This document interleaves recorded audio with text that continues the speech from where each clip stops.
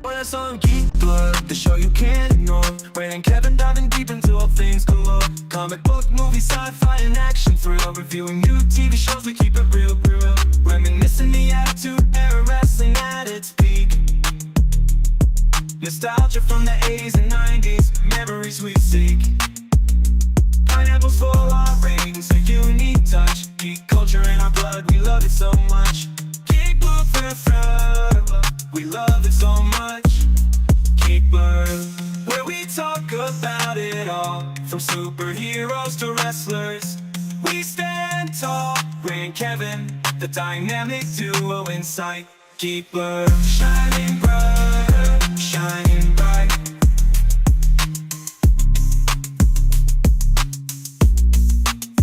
Did you hear about Pluto? Let's messed up right. Geek Blur, taking you on a nostalgia flight. From movies to TV, we cover it all. Join us every week, we'll have a ball.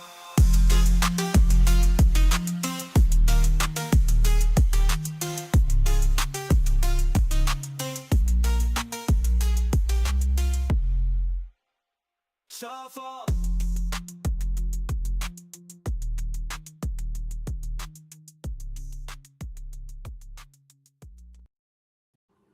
Hey, what's happening? What's going on? How are we doing? Doing good. Doing good. Good to hear. Not a lot to talk about. We didn't watch a lot, but we'll jump right into one of the best shows on television right now. A Night of the Seven Kingdoms. A Night of the Seven Kingdoms. Penultimate episode last week, episode 5. Only 6 episodes, kind of short season compared to Game of Thrones. Short episodes too, half an hour. But last week we saw the Trial of the Seven. We did indeed. And it was as epic as I hoped it would be. I'm not going to talk much about it because I know there's people that have not watched this show compared to the other shows in the Game of Thrones series. Although a lot of people are watching it, but it's one of those slow sleeper hits. Last week, Dexter Sol Ansel, who plays Egg, actually accidentally revealed in an interview that Henry Cavill may have been cast as one of the characters in Game of Thrones. I have no idea who this character is. Daemon Blackfire. Who is this?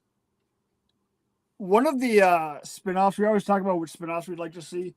And one of the ones I want to see is the Blackfire Rebellion, which is basically after Aegon the Fourth on his deathbed basically says, all my bastards are now legitimate Targaryen children, which then means that there's now like 30 people that have a claim to the throne. And basically I don't know if Daemon is one of his bastards, but he basically legitimizes like every Targaryen bastard. And Daemon is basically appointed to be like the leader of the quote unquote Blackfires. That leads a rebellion to try to take the throne from the Targaryens. Because pretty much as soon as the dragons die out, there's a rebellion against the Targaryens like every 3 years. Aegon the Fifth goes through it the most due to the fact that he tried to give more power to the poor houses of Westeros. So everyone wanted him out. And that's what this is setting up eventually. Right. That's which you saw in the prediction in episode 3. Yep. But a lot of people think he's going to be, I think it's Daemon Blackfire, not Darren. I think Darren's someone else. So yeah, Daemon Blackfire. And thing is, like, they always cast Henry Cavill to be, he honestly should have been Robert if they were doing the rebellion, but they always cast him to be a Targaryen for some reason, which is funny because like people think of the Targaryens as like some warriors, but like they weren't. Like they had dragons. Like for the most part, every Targaryen looks like Aryan from this series where they're twinks, which is why Egg in that episode 2, I believe, is talking about how he's small even for his age, because the Targaryens are generally like small, undersized people. So I don't think Henry Cavill was actually cast, because what's his name, the other guy there that plays Dunk, went on his Instagram story and said that that's like not true, and he even used the First Flight song from Man of Steel in his post. But I don't know. yeah. I have a feeling that may have been damage control, because the way that interview looked, it definitely looked like he was shutting him down. No, don't talk about that. Right. Yeah, who knows? Unless he thought he was going to say something else, which you never know. Or they could be the greatest trolls in the history of Westeros, which is also a thing to consider. Because these two are like, did you see their interview with Dunk this week, where they were talking about how they like got their chemistry together, and everyone was coming up to him being like, "Oh, you're so nice to take him to the arcade and take him to basketball games." He's like, "But I want to go to the arcade and I want to play basketball." He's like, "You know how many times I beat that kid in Mario Kart?" Like, it's just funny to see their relationship. Like, they generally like, I guess they met, and Peter, who plays Dunk, is basically just started like basically treated them like a younger brother. They hung out, they lived together for a little bit, stuff like that. So which you can tell comes across on screen. Yeah, you get that brotherly connection. Last week's episode was epic. One of the highest rated episodes of the Game of Thrones series, saga, whatever you want to call this going on. Rightfully it's so. Awesome. It was very good.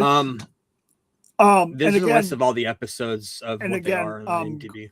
Going back to what D&D always said about their battle episodes is like, if the entire hour, or say it's an hour for whatever purposes, if the entire episode is just a battle, like you lose a lot of it by the end, which is why they break up their battle episodes. And this one I thought did it brilliantly, and they did the same thing, and they used the same percentage of the episode to do the background stuff. I thought it was fantastic. The show is incredible, and I can't wait for the finale tonight.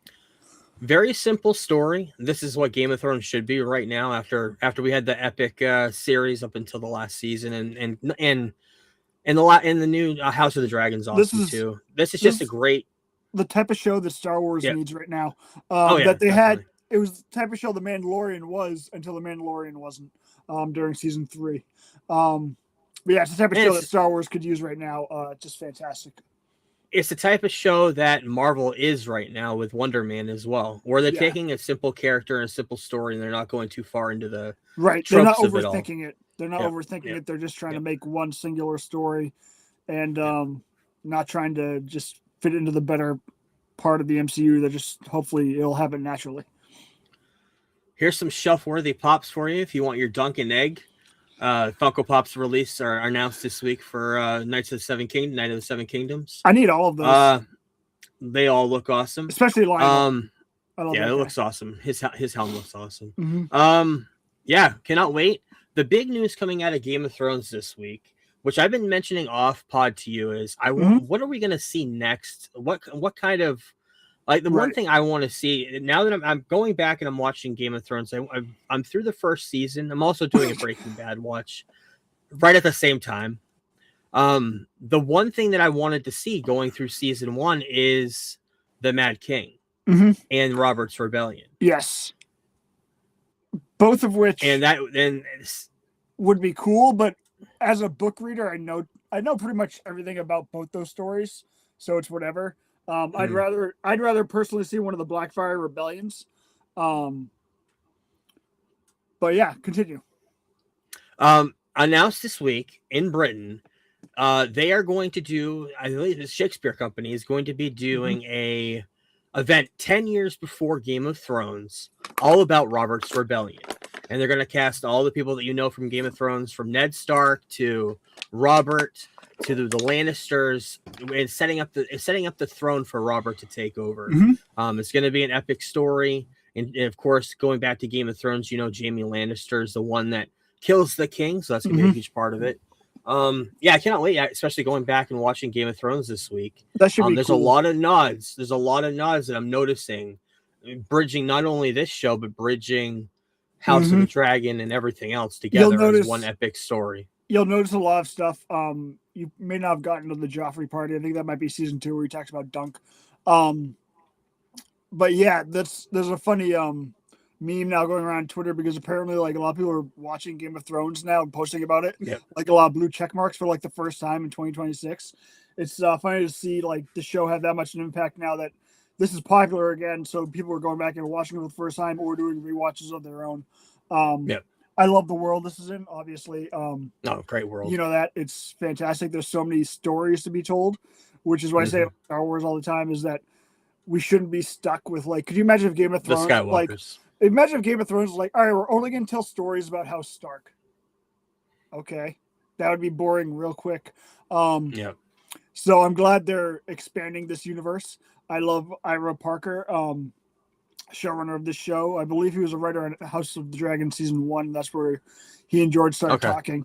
But yeah, this show is fantastic, and the finale is coming up tonight in about 5 hours. Yep, cannot wait. We're going to talk about it next week. Shrinking episode 4. This season is very good. Michael J. Fox came back this last episode. I think you've caught up, right? You watched this last episode. Yes. Great series, great show. It's on Apple TV. If anybody hasn't seen it, watch it. It's funny. It's every time edibles are introduced into an episode, you're gonna have a good time. Which has happened twice now. In the first season and of course this season. The show is hitting on all cylinders. I think it's better than Ted Lasso. It just isn't getting the praise Ted Lasso got. Ted Lasso, of course, is fantastic, but this show works way better for me. For especially like my humor. This is a little bit more of a darker comedy. Lasso's much more upbeat, but this also has upbeat moments. One of Harrison Ford's best roles, and late in life, that's saying a lot. Of course, he's done so much in the last 40 years. There was Indiana Jones and Han Solo that's saying a lot. Right. Yeah, it says a lot, but this is actually lets him act, like really act, where he hasn't done it in a while. Jason Segel, amazing in this show. Jefferson from Married with Children. I don't know. I remember his name off the top of my head. Funny as hell. And like you mentioned, the edibles in this episode revolved around him. Is that guy? Yeah. He was awesome.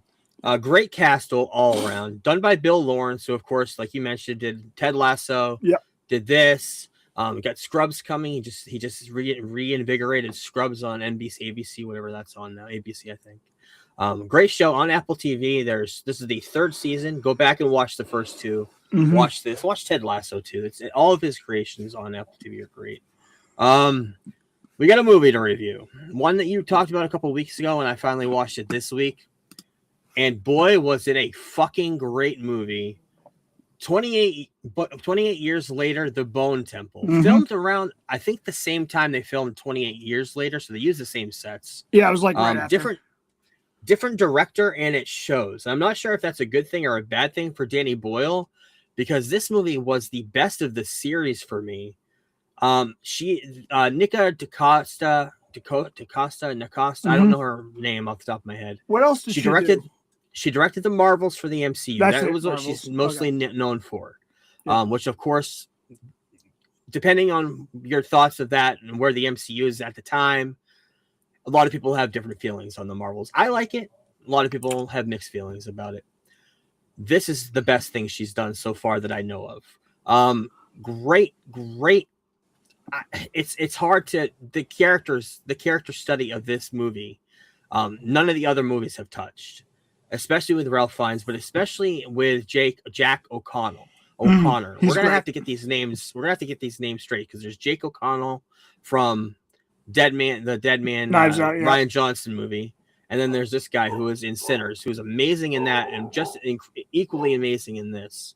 And he has the story of an atheist versus a Satanist is incredible towards the end. The very last number of this song, as you can see in the poster on the right, is Ralph Fiennes trying to prove to everybody that he's the devil. And he has this song and dance number where he takes an old record of Iron Maiden, The Number of the Beast, and starts singing along to it and lip syncing to it. It is incredible. One of the best song moments I've ever seen in a movie. And the minute I saw the record come off the shelf, I was like, oh shit, they're going to do Number of the Beast. And they did. It was awesome. Couple of cameos. Spoilers for the next 30 seconds if you don't want to know. In the subway, Samson is this big, lumbering zombie who Ralph Fiennes' character, who is a doctor, ends up giving him so much morphine that it actually takes away the pain of the zombie virus, and he starts to talk. He starts to become human again, which is weird. He's very strong, very huge. He's got a huge dong, and he goes into a subway. And he starts to have hallucinations. He starts to see zombies. But one of the characters, I had not seen going anywhere on the internet about this. One of the characters on the subway looks to be Robert Carlyle from 28 Weeks Later. Mm-hmm. The main character. I'm not sure. I have not seen anybody talking about it. I looked online to see if anybody else noticed this. But in the subway, I wish I had a picture of it here. But in the subway, it looked exactly like him from the second movie. But the final scene of the movie, skip for 30 seconds. This is important. Sets up a sequel directly connecting to the first movie 28 days later, and that would be a fast forward of Cillian Murphy from the first movie with a daughter, teaching her, and he looks out the window and he sees the two surviving characters of this movie trying to come up into his property, and he goes to protect them and try to bring him in as they're being chased by zombies onto his land. I'm guessing setting up some sort of sequel. I'm not sure if she's going to direct it. I'm not sure if what's his name's going to come back and direct it again. I think he is. He just couldn't do them back to back because he was doing post production. I believe he wrote all three, and I think he's directing the third, but I can't guarantee it. The fourth. Oh, cool. Yeah, that'd be awesome. Third of this trilogy, the fifth movie overall. Yeah. So yeah. So what is it going to be, like 29 years later? Like, what's the sequel? It's still 28 years later, and then whatever the sub name is for it. Yeah, it's only really a year, so yeah. The other thing that's unresolved is Aaron Taylor Johnson. He survived in the third movie, right? Mm-hmm. He never died. They're on that island still, so he could be joining the cast as well. There could be an epic conclusion, kind of connecting all the elements of these movies together. But this movie by itself is fantastic. My favorite of all the whole entire series. I'm not huge into zombies, but this is great. 4.5 out of 5, and I cannot wait to see where this continues. Ralph Fiennes is an incredible actor, of course. Shows his true acting talent in this movie, and Jack O'Connell is incredible. Is one of those guys we got to keep an eye out on him. I loved him in Sinners. I loved him in this too, playing Jimmy. Who of course was the son of the devil, which was awesome. 4.5 out of 5, great movie. Cannot wait to see where this continues. With that being said, let's get into the news.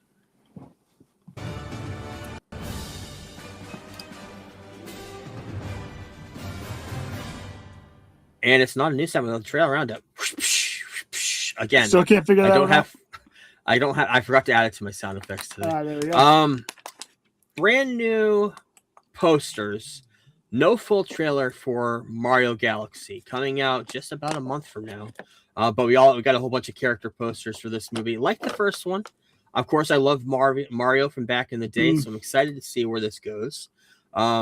Yoshi being a part of it's awesome, and looks like they're going to be on Dinosaur World. Looks like there's going to be a lot of the games for Mario Galaxy is going to be throughout this movie. So yeah, cannot wait. And the villain's going to be Bowser's son, played by one of the Safdie brothers. So yeah, cannot wait. Did get a full trailer, which actually turned me around for the Mandalorian and Grogu. I don't know about you, but it looked awesome. Sounded awesome. Kind of got me excited. And I haven't watched Clone Wars. I know there's new characters that were introduced in this from Clone Wars. Ones we've seen before already in the Mandalorian. But excited for the first time actually seeing this trailer. We see some Hutts as well, with what's his name, Jeremy Allen White, playing one of the sons of Jabba the Hutt. So yeah, cannot wait. Looks great. Got a brand new. Oh yeah, by the way, playing one of the aliens in this movie is Martin Scorsese. Yep. Sure is. Late in life, going into his voice acting career. I wanted to mention this movie. I saw the poster. I think it was on X or somewhere, called Slanted, starring Grace McKenna, who is in, of course, the Ghostbusters movies, Afterlife, Firehouse. She plays one of the daughters of the granddaughter of Egon. She plays this character who's Asian girl who wants to change her looks to become this beautiful white girl, and that's when she ends up becoming McKenna Girl, the McKenna Girl. Comes out in March, R-rated. Reminds me a lot of The Substance meets Mean Girls. Kind of weird. But it looks really good. Called Slanted. Keep an eye on that. This looks very good. This full trailer came out of the Mummy. It did look really remake. good. Yep. It looks very good. An actual mummy horror movie. Looks really good. A mummy horror movie set in more of a modern time, not connected to anything ancient Egypt. It looks like this girl was kidnapped within 10 years. And somebody mummified her, and she comes back to life. And she actually starts terrorizing her family, and it looks really good. The trailer looked awesome. So it comes out in April, and we'll keep an eye on that. First trailer for a movie called Pressure. This stars Brendan Fraser, Andrew Scott, and Carrie Condon. Speaking of Afterlife. Oh no, Carrie Condon. She played Mike's daughter in. I'm thinking of the other Carrie. She played Mike's daughter in Better Call Saul. Yes. Brendan Fraser plays a World War II American officer who is 72 hours before D-Day. They have to figure out how they're going to do a seaboard invasion of course, Normandy in France. This comes out in the end of May. It's a war epic. Looks awesome. Looks like it could be a slow drama getting into all the battle stuff that, of course, we've seen in many movies before, most notably Saving Private Ryan. But love Brendan Fraser. I love what he's doing. I love that he's going bald in this movie. Looks awesome. But yeah, cannot wait to see that movie. Definitely on my radar. And we got a trailer for Peaky Blinders: The Immortal Man. Finding out who Barry Keoghan is going to be playing. He's going to be playing Cillian Murphy's son, who he's been recast as his son. Comes out on March 20th on Netflix. Theaters on March 6th, just next couple weeks from now. But cannot wait. I love Peaky Blinders, the show. I still have to finish it. I may actually take a break from Breaking Bad and Better Call and Game of Thrones and go back and watch that whole series again and watch the final season because I cannot wait to see. I love that show. If anybody hasn't seen it, just a great gangster show. Very good. Comes out March 20th on Netflix for free. Brand new trailer for Toy Story 5, where all of the toys are being taken over by electronics and the internet. Kind of like it is now in real life. All the actors are coming back who are still alive. I know a lot of the actors who played these characters in the past 30 years have passed. But a lot of them are back, of course, led by Tom Hanks and Tim Allen as Woody and Buzz Lightyear. If you love these movies, you'll probably love this equally as much. So a lot of people say the fourth one is where it should stop just because it's a perfect ending. So yeah, I thought the third one was the perfect ending. Third one too. Yeah. I think Tarantino said the same thing. And we finally got the full trailer, the teaser trailer to House of Dragons season 3. Comes out in June. No official date, but we'll be getting it just a few months from now. And dragons are back, baby. Dance of the Dragons, finally setting up where the dragons are going to have their downfall. Where everything's going to kind of shift for the Targaryens. So we got one more season after this. So this summer we'll watch this, and probably 2 or 3 years after that we'll watch the final season. Yes. I love all the characters. If we're still here, I love all the characters in this show equally, and any of the Game of Thrones series. Rhaenyra Targaryen is fucking great. And her dragons, everything about this, the dragons being in full form is incredible. So cannot wait for that. We'll talk about it this summer. Weekend box office last weekend. Wuthering Heights for a four-day holiday was 40 million, number one. The animated Sony movie Goat was number 2 for 32 million. And Crime 101, 17.7. That's Chris Hemsworth. Don't know much about it, but that was number 3. This weekend's box office just announced this morning. Goat took the number 1 spot with 17 million. Wuthering Heights switched with them, became number 2. And I Can Only Imagine 2, the religious movie, came in at number 3 with 8 million. Kind of a low box office, middle of the winter, understandably. And the Ken Burns documentary I watched a couple months ago, The American Revolutions, had 4 billion minutes watched. The show was long, so it's understandable. But very, very successful. They're all praising it. Ken Burns and PBS both praising the ratings of that. It was great. It was really good documentary, done well. Got some deaths to talk about. Rest in peace to Tom Noonan. You may not know the name, but you've seen him in a bunch of stuff, especially in the 80s and 90s. Most notably for me, I remember him from Last Action Hero. Yep. He's of course been in RoboCop 2. He was a villain in that.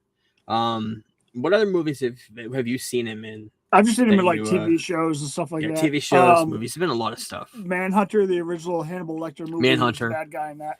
Okay. Yep. Yeah, great in those movies, especially Last Action Heroes. I think it's the only one I really remember seeing him in. But rest in peace to him. Rest in peace to Eric Dane. Just announced last year that he had ALS, Lou Gehrig's disease, and he succumbed to it this week. He was only like 50-something years old. He was McDreamy or McSteamy, one of those in Grey's Anatomy. He was multiple man in X-Men: The Last Stand. He's been in Euphoria since season 1, playing the dad of Jacob Elordi, and came back for the season 3. And he's actually filmed it, and that'll be his final role. But he did succumb to his disease this week. So rest in peace to him. And big legendary actor loss this week. Robert Duvall passed away. Most notably for me, I love The Godfather. He was a huge part of The Godfather, of course, Godfather 1 and 2. He's been in a lot of stuff. Great actor. We've seen him in everything growing up. Apocalypse Now. I love the smell of napalm in the morning was his line. That's going to be an iconic line for time. Rest in peace. 95 years old, died of old age. Of course, he's been around forever. So, rest in peace to him. Let's talk some Warner Brothers Discovery news. Talks officially opened up this week. Back up with Paramount. Warner Brothers Discovery is considering reopening talks with Paramount, and they did. I think Netflix gave them a 10-day window to talk it over and see if they wanted to take their offer. That sounded better. The other news that came out this morning is Donald Trump called on Netflix to fire one of their board members, Susan Rice, or pay the consequences. And that's the type of stuff we were talking about, Paramount versus Netflix, of who's better off. Something there does not seem right to me. Government control, government manipulation of threats. I don't like that at all. No matter if you're left or right, that should worry you. Got a brand new poster for a MMA fight that I'm excited for. I'm not sure because I know you love MMA, and I know you don't talk about the women much, but the most famous women that I know of MMA. Ronda Rousey versus Gina Carano, and I only know Gina Carano from Star Wars. But I know she's great in that, and I know the fallout she had with it. But they're going to have a exhibition fight, not on the UFC, but it's going to be on Netflix, done with Jake Paul's company, I believe. Yeah. Coming out Saturday, May 16th, and both of them have gotten in incredible shape. Gina Carano, she was a little not pudgy, but she had gained a little bit of weight after UFC. Lost all of it and got back down to her fighting weight back when she was in the UFC. She looks stunning. And Ronda Rousey, right after her run in the WWE where she was champion, she was there for like 4 or 5 years. Done with them and back in MMA doing this fight that I know a lot of people in MMA had wanted to see for years, and Dana White could never pull it off, as far as I know. I don't know. You know more about UFC than I do. You want to say anything else about it? Pretty much. I don't know anything about him. This fight should have happened around the same time Man of Steel released. Okay, so it's a little bit too late, is what you're saying. I'll watch it because it's on Netflix, so why not? Yeah, it's free. Yeah, we'll see. I'm excited for it. As somebody on the outside, I'm excited. Two big names. That's what they're doing. One of those people fights. That just know the names. Yep. Yeah, anybody that's a fan, I'm sure, would have like reservations like you seem to be having. But what do we got next? Baywatch. Stephen Amell is going to lead the Fox reboot of the lifeguard drama. Love Stephen Amell. I know you loved Arrow. I don't know how much of a reboot it is because he's a character that was on the original show, so it's more like a sequel series. I did see that there are actors coming back from the original show. So apparently, interesting. Like he was like a kid that hung out with the lifeguards, I think, in the original show. something like that. Now he's like, I think towards the end of the show, like he maybe became a lifeguard. I'm not sure about that character, but yeah, apparently he's like, and like you look at IMDb, he's like the 3rd or 4th actor listed. So yeah, apparently he was a pretty big character. That wasn't David Hasselhoff or Pamela Anderson. Right. Yeah, we'll have to wait and see. All these SNL documentaries this last year, I've been praising them pretty highly. There's going to be a new one coming out called Lorne, all about Lorne Michaels. Comes out sometime in the spring. And I cannot wait for it. I love the story of SNL. I love his story in particular of how he took the idea of the Carol Burnett show and all those variety shows of the early 70s and turned it into something different, a sketch show, a live sketch show on Saturday night. And it's been around for as long as it has, for over 50 years now. Kind of remarkable for a series like that. So yeah, I cannot wait for that. Comes out sometime in the spring. Speaking of reboots and bringing stuff from the past, Charlie's Angel movie, a new one currently in the works at Sony. This has been rebooted, I think, twice since the series.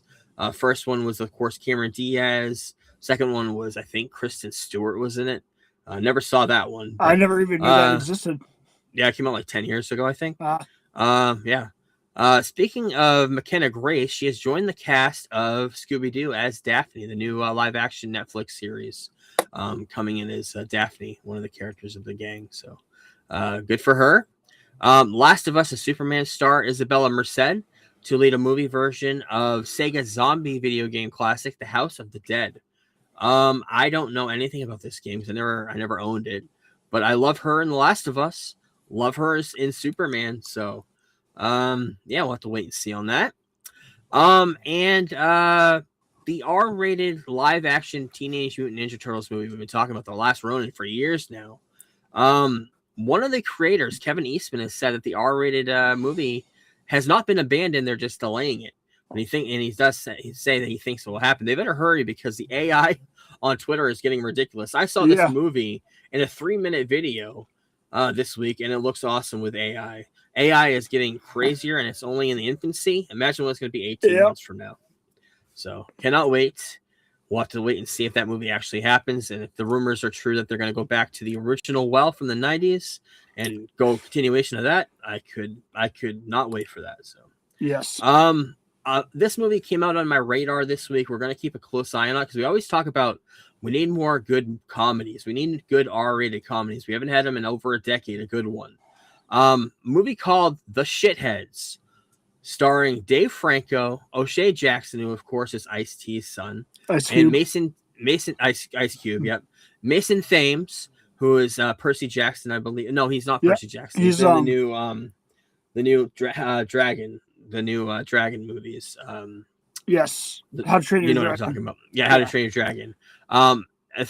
They're saying it's a throwback to a kind of raunchy buddy comedy that they simply don't get made anymore.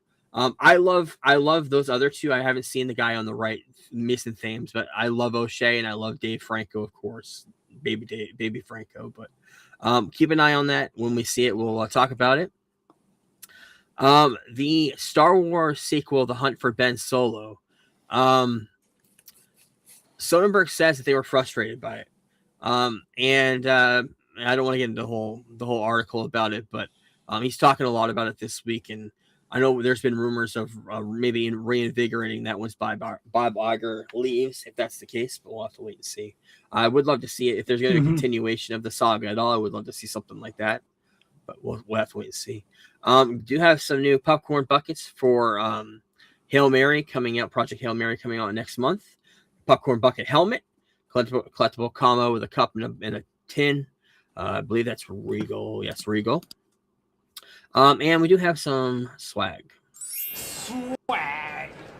Stuff we all get. Come on, son. You know that's right. First piece of swag this week is this Yoshi hatching figure, where it comes in an egg and it hatches. I know you've seen the dinosaurs like this all over social media, but it's actually going to be a Yoshi figure inside of one of these that kids can buy and actually hatches out of the egg and talks to you and plays with you and everything. So love Yoshi. Love that it's going to be huge in the movie theaters in just a couple months from now. So cannot wait. And this is specifically for you, Kevin. Fight Club returning to theaters not only on April 22nd, But on May 12th, a Blu-ray 4K Steelbook is coming out with the cover of the soap from Fight Club. Thank God. One of your favorite movies. I did not know it wasn't on 4K yet, so that's kind of awesome. And NECA, the toy company, revealed a license agreement with McDonald's to create figures. And the first figures they're creating are Grimace, Birdie, and the Hamburglar.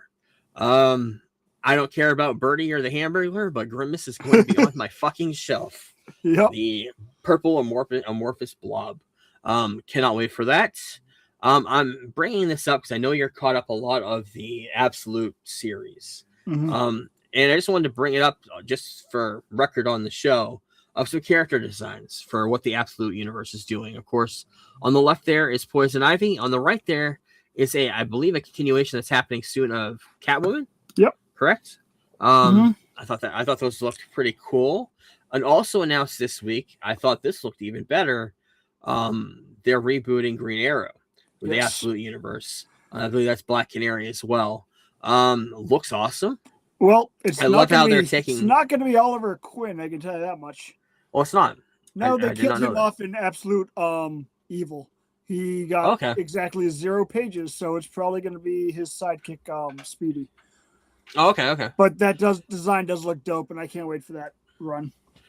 I love how they're taking DC characters and reinvigorating them, changing them to something that's never been done before. Everybody's used to seeing Green Arrow being Green Arrow, Batman being Batman, Superman being Superman, giving them new looks, new weapons for Batman, of course. The big axe thing looks awesome. Big, huge armor looks awesome. Exciting. Announced this week, Sony is reportedly making an animated Venom movie. Tom Hardy is involved in the production. No word on he's going to be reprising the role as Eddie Brock, but it's going to be animated from Sony. And I heard this week it's going to be R-rated. So what those Tom Hardy movies should have been in the first place. So leaks abound. Spider-Man Brand New Day had a leak. Here's some photos. We talked about it a little bit last week, but here's some better looks of Boomerang, Tarantula, Scorpion, the Hulk, Spider-Man. There's some marketing photos of them. And here's some more photos. It's a banner that showed up. Something for promoting. I don't know when this is coming out or what, but it seems like Destin Daniel Cretton is going back to the comic book roots for this movie, which is exciting. Looks like 70s roots too. It's not the 60s roots, like 1970s. Reminds me a lot of the cartoon as well. And we got a first picture of Tombstone. What we believe could be Tombstone. This may be leaked. It could be fake, but I'm posting here for prosperity. And we got some other art there on the left there. But I cannot wait to get a trailer for this. Hopefully by mid-March we'll have something. Movie comes out 4 months from now, so 4 or 5 months from now. So yeah, cannot wait. First synopsis for this movie came out this week. 4 years have gone by since we last caught up with our friendly neighborhood hero. Peter Parker is no more, but Spider-Man is at the top of his game, keeping New York City safe. Things are going well for our anonymous hero until an unusual trail of crimes pulls him into the web of a mystery larger than he's ever faced before. In order to take on what's ahead, Spider-Man not only needs to be at the top of his physical and mental game, but he must also be prepared to face the repercussions of his past. Cannot wait to see Tom Holland back as Spider-Man. And we'll talk about that more later.